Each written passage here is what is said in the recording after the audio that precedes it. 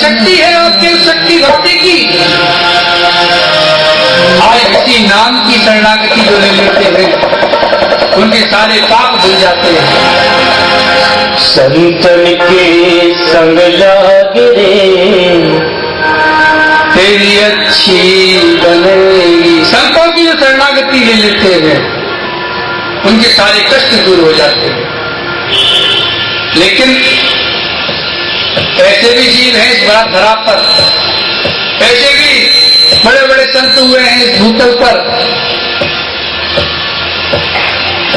पूरी जिंदगी लग जाती है भगवान का भजन करने में और दर्शन नहीं कर पाते। लेकिन भगवान उन पर भी कृपा करते हैं। ऐसा होता है कभी हम ये सोचें कि आप में से कोई भगवान का दर्शन हमसे पहले भी कर सकता है। ऐसा हुआ, एक शिष्य गुरुजी के पास में गया, गुरुजी हमको अपना शिष्य बना लीजिए। गुरुजी ने कहा भाई शिष्य तो बना ले, तो ये बताओ आपका मन कहाँ है। बोला गुरुजी, शिष्य ने कहा गुरुजी से, गुरुजी हमको ये तो पता नहीं हमारा मन कहाँ है, लेकिन आपका शिष्य बना लीजिए। गुरुजी ने कहा भाई पहले ये पता कर दिया हो तुम्हारा मन कहाँ है। तो तुमको यही नहीं पता कि तुम्हारा मन कहाँ है, तो हम तुम्हारा मन प्रभु के अंदर में कैसे लगाएंगे। तो बताओ तो सही, पता तो करो तुम्हारा मन है कहाँ। दूसरा शिष्य गया गुरुजी के पास में, गुरुजी मुझे अपना शिष्य बना लो।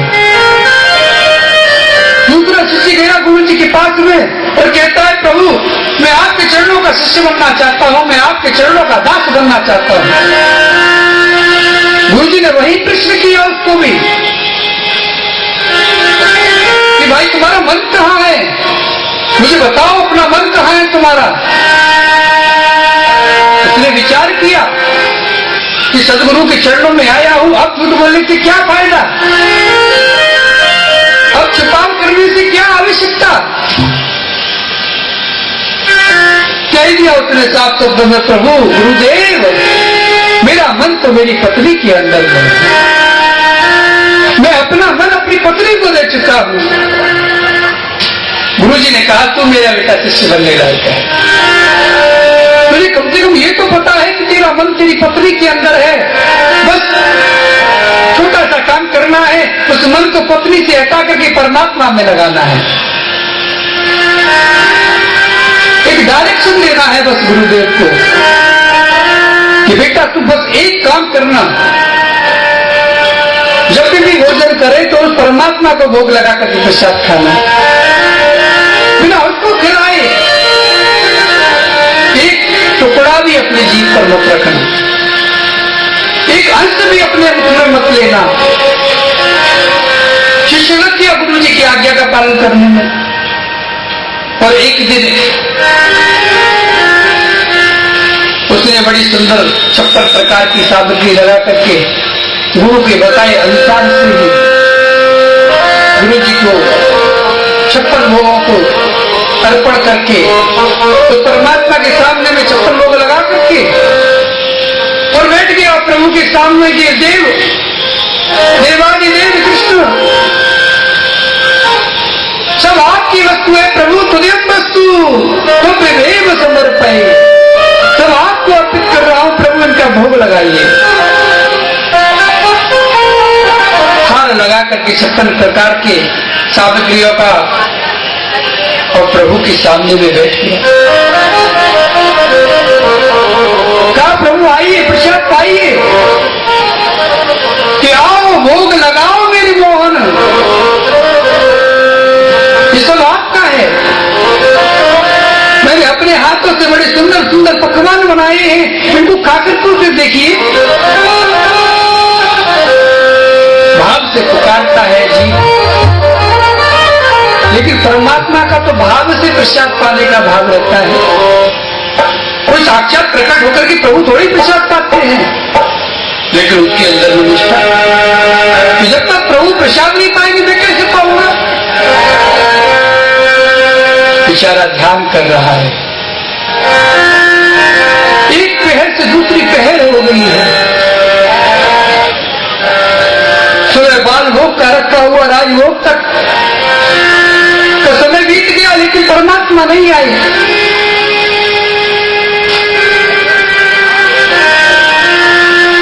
उस दिव्य भाव को देखना चाहता है कि प्रभु मेरे आए और मेरे इस भाव रूपी मक्खन का भोग लगाएं। राजभोग से संध्या भोग की स्थिति आ गई, लेकिन अभी तक प्रभु प्रकट नहीं हुए, प्रभु आए नहीं। उस भक्त की मनोदशा किस प्रकार की होगी आप थोड़ा अनुभव करके देखिए। जिस परमात्मा के लिए उसने एक एक वस्तु को अपने हाथ से तैयार करके रखा है कि मेरे बाल कृष्ण आएंगे, एक एक वस्तु को जब खाएंगे तो मुझको कितना आनंद का अनुभव होगा। और तो मैं उनसे कहूंगा कि प्रभु इस भक्त के लिए भी तो कुछ छोड़िए, लेकिन प्रभु आए नहीं, प्रभु आए नहीं। विचार करने लगा वो भक्त बैठा हुआ कि मेरी ही भक्ति में कोई कमी रह गई कि परमात्मा नहीं आए। बिना खाए वह भी सो गया। कल दूसरे दिन फिर तैयारी करता है, फिर सामग्रियों को सुंदर सुंदर सामग्रियों को सजाता है, फिर ठाकुर जी के आगे बैठ जाता है। और अब की बात ठाकुर जी के आगे बैठा, बड़े भाव से बैठा कि परमात्मा अगर आप प्रसाद पाने नहीं आए ना तो आपको सच बता देता हूं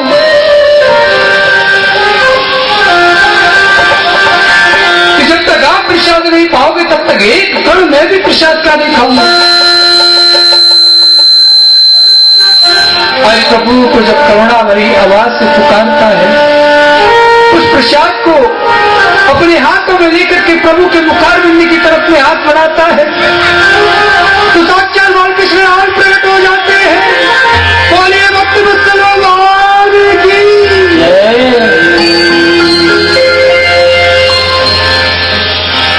आज प्रभु को अपने हाथों से एक एक तोड़ तोड़ करके जब वो भक्त खिलाता है, मेरे बाल कृष्ण लाल एक सामग्री का भोग लगाते हुए अपने हाथ से उस भक्त को खिलाते हैं।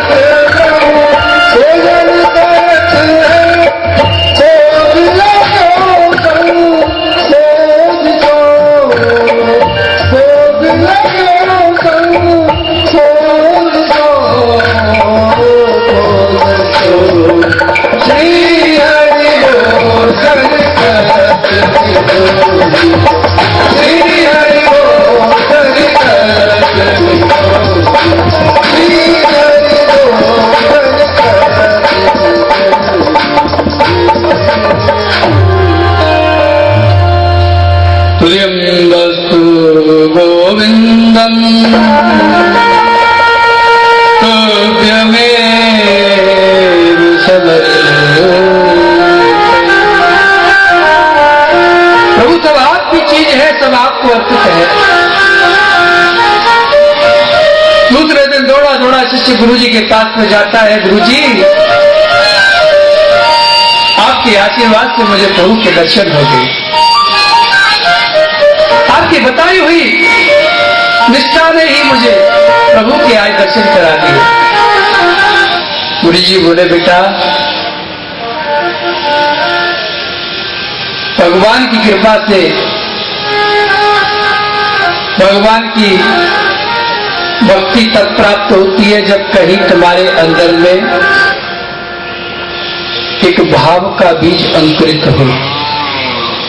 और जब भाव का बीज अंकुरित होता है ना, तो प्रभु के भाव से दर्शन किए भी परमात्मा के सत्य दर्शन प्रतीत होते हैं। चेला बोला, गुरुजी नहीं नहीं,